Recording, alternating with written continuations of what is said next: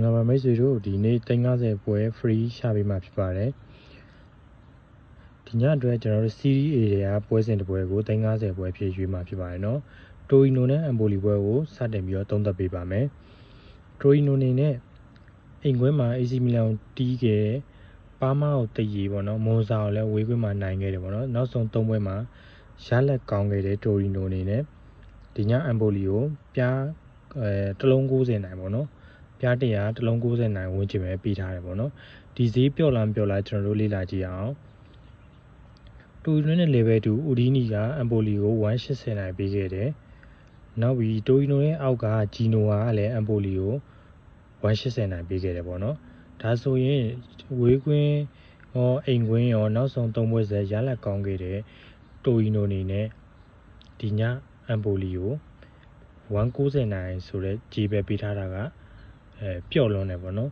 ဒါဆိုရင်ပြိုတိုင်းကြိုက်တဲ့နေစီခိုင်ကတိုရီနိုဖြစ်နေမှာသိချပါတယ်နော်ထိုးသားအကြိုက်တိုရီနိုဖြစ်နေမှာသိကြတယ်ဒါဆိုရင်ဒီဈေးကြီးကလုံးဝပျော့တယ်ပေါ့နော်ဒီဈေးဆီလီကွန်ဖြစ်နေတဲ့တိုရီနိုရဲ့ဈေးကိုကျွန်တော်တို့ညှစ်ကြည့်မယ်ပေါ့နော်ညှစ်ကြည့်တဲ့အခါတိုရီနိုရဲ့ weak point ကိုကျွန်တော်တွေ့ရတယ်တိုရီနိုနေနဲ့ဒီဟာဒီ CDA ပွဲတွေအိမ်ကွင်းပွဲတွေဆိုရင်အိမ်ကွင်း2ပွဲဆက်နိုင်တာမျိုးမရှိသလောက်ပဲ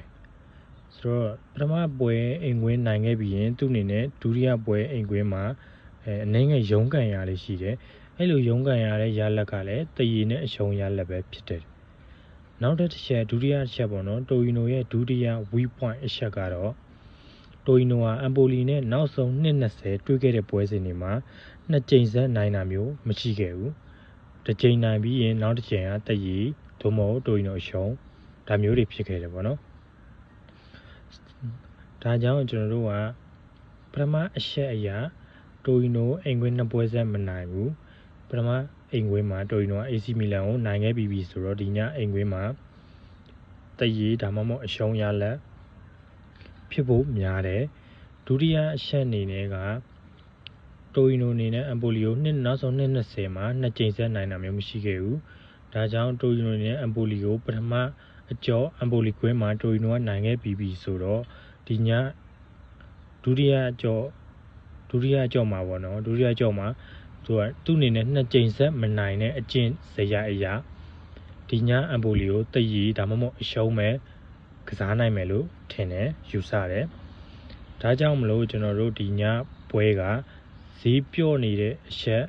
ဆီလီကွန်ဖြစ်နေတဲ့အချက်လည်းကိုက်ညီမှုရှိတယ်ကျွန်တော်တို့ဈေးပြောတဲ့အတွက် weak point ရှာရတဲ့အခါမှာလည်းအချက်2ချက် data 2ခုရခဲ့တဲ့အချက်နဲ့လည်းမိတယ်ပေါ့နော်ဒါကြောင့်ကျွန်တော်အနေနဲ့အမ်ပိုလီကိုယုံကြည်စွာနဲ့ရွေးပါမယ်နော်ဒီညစနေနေ့အတွက်350တန်ပွဲဖြစ်အမ်ပိုလီကိုရွေးချယ်ပေးလိုက်ပါတယ်မိတ်ဆွေတို့အားလုံးကံကောင်းကြပါစေခင်ဗျာဒီလိုကျွန်တော်ရဲ့ဗီဒီယိုကိုကြိုက်နေတဲ့ဆိုရင် like share comment လေးနှိပ်ခဲ့ပေးပါခင်ဗျာ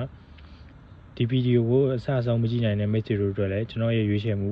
အသင်းကို comment မှာဖော်ပြပေးသွားဖို့မေတ္တာရက်ခံပါတယ်တချို့တွေကအင်တာနက်ခက်ခဲတာတွေ line မကောင်းတာတွေဘေးအားနည်းတာတွေရှိတယ်ပေါ့နော်ဒါကြောင့်မလို့တစ်ဖက်တစ်လမ်းနဲ့ကူညီရဲ့အနေနဲ့ကျွန်တော်ရွေးချယ်မှုအသင်းလေးကို comment မှာရေးသားဖော်ပြသွားပေးပါအားလုံးကိုကျေးဇူးတင်ပါတယ်